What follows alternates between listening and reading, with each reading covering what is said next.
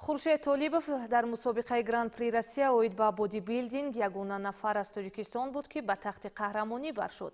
گزارش همکاران ما از جریان استقبال این ورزشکار موفق کشور.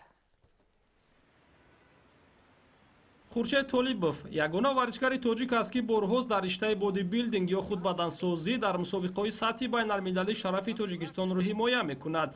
این نوبت او در مسابقه گراند پری روسیا که سال 27 اپریل در شهر مسکو برگزار شد اشتراک نمود و با تفاوت زیاد نسبت رقیبان سزاوار جای اول گردید. این بازگشت به وطن خورشید طالبов را در فرودگاه بین‌المللی شهر دوشنبه مسئولین ساحه ورزشی پایتخت، فدراسیون بودی بیلدینگ و هواداران این رشته گرم و صمیمی استقبال گرفتند.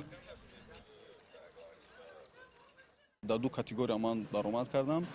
در آنجا من در هر دو این نمودی وزن‌ها خوشبختانه چمپیون شدم. جای اول را سزاوار شدم.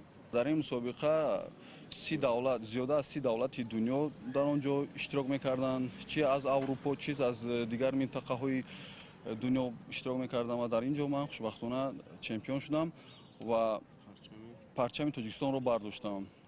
و عین حال شکرانه این استقلالیت میکنیم که در تمام گوشه کشور ما تالاری ورزشی است و آزادانه تمام جوانان ما رفته به ورزش مشغول میشوند و همچنین ما عبرت میشیم به نسل جوانان که مثال پرچم برداری دولت شده از راههای بد میگردند، از راههای درست میرند و پرچم دولت رو برداشته به سر بلند آبروی ملت، آبروی پدر و مادر، آبروی وطن میشوند.